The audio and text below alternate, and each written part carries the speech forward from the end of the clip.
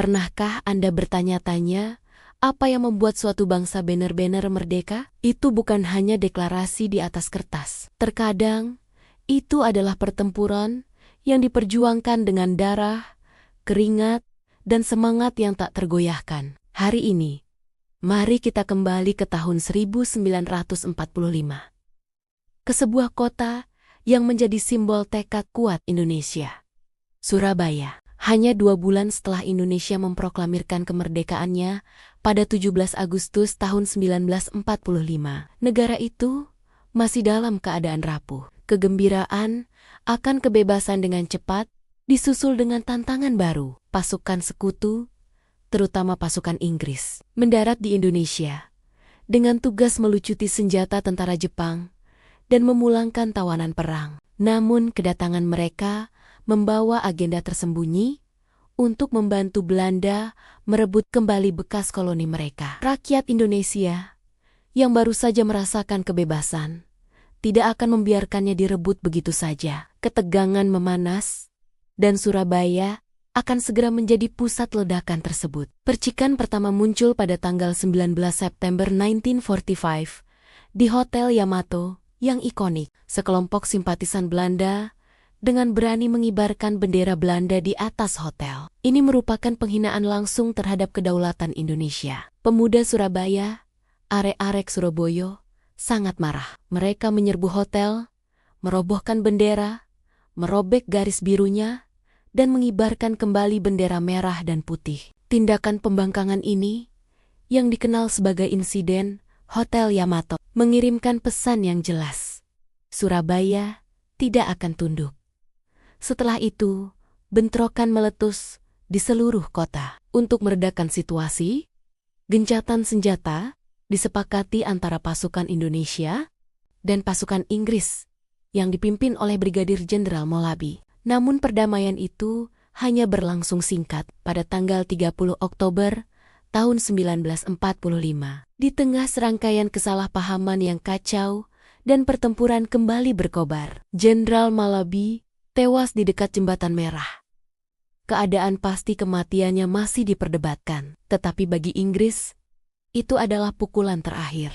Mereka menganggapnya sebagai tindakan pengkhianatan dan bertekad untuk membalasnya dengan kekuatan yang luar biasa. Komando Inggris sangat marah. Komandan baru, Mayor Jenderal Robert Maunsell, mengeluarkan ultimatum yang mengerikan pada tanggal 9 November. Ia menuntut agar semua pejuang Indonesia di Surabaya menyerahkan senjata mereka dan menyerahkan diri dengan tangan terangkat paling lambat. Pukul 6 pagi keesokan harinya, tanggal 10 November, jika mereka menolak, Surabaya akan dibersihkan melalui darat, laut, dan udara. Rakyat Surabaya dihadapkan pada pilihan yang sulit, menyerah, dan menerima penaklukan.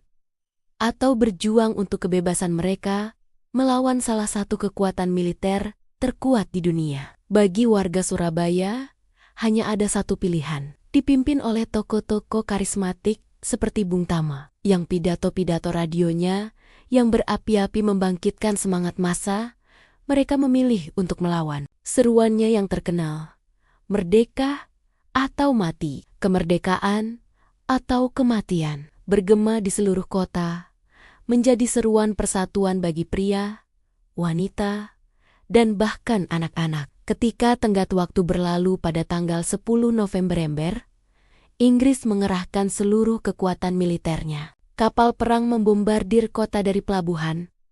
Pesawat pengebom menghujani kehancuran dari langit, dan tang-tang bergulir di jalanan. Pihak Inggris mengharapkan kemenangan cepat, mengira pasukan Indonesia yang persenjataannya buruk akan menyerah dalam hitungan hari.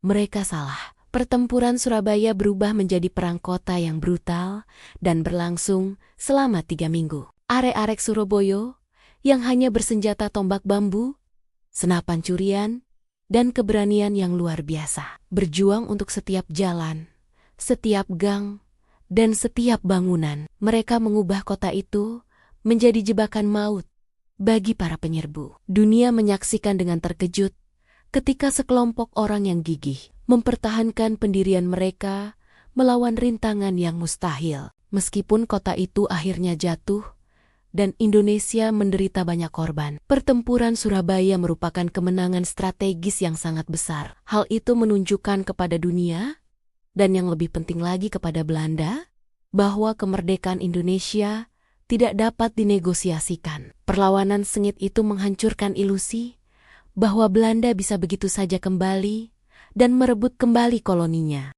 Hal itu menyulut semangat perlawanan nasional yang memicu seluruh revolusi nasional Indonesia. Untuk menghormati pengorbanan dan keberanian yang luar biasa ini, Indonesia kini memperingati tanggal 10 November sebagai Hari Pahlawan. Ini adalah hari untuk mengingat bahwa kebebasan tidak pernah diberikan begitu saja. Kebebasan selalu harus diraih. Terima kasih telah menonton. Jika Anda merasa kisah kepahlawanan ini menginspirasi, silakan sukai, bagikan, dan berlangganan untuk mendapatkan lebih banyak kisah dari sejarah. Sampai jumpa lagi.